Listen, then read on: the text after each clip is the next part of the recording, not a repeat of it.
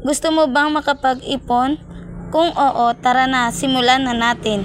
Welcome to my vlog, Good Chismis Vlog. Next steps.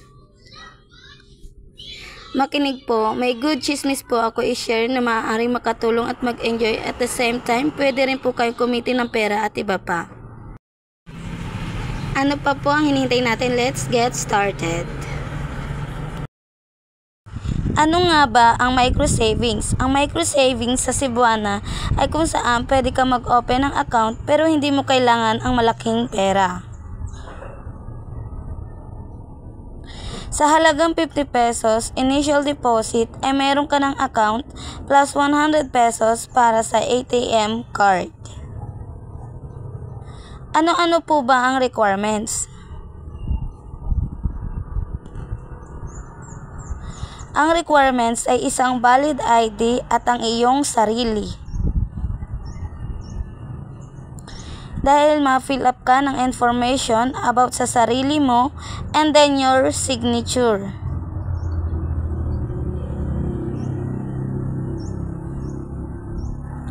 Dapat yung signature mo is same sa valid ID na i-present mo.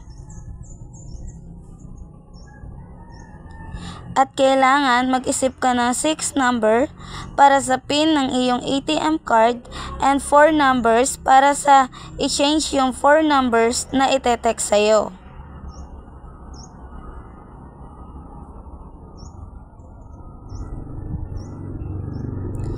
Pagkatapos nun, tapos na. Ganun lang po kadali ang pag-open ng account sa Microsavings Cebuana. Huwag niyo po kalimutan na mag-subscribe, comment, share at kung nagustuhan niyo po, paki-click na rin ang icon bell para po lagi kayong updated sa mga next video ko po. May 3 categories po kung video, review games app, information, and review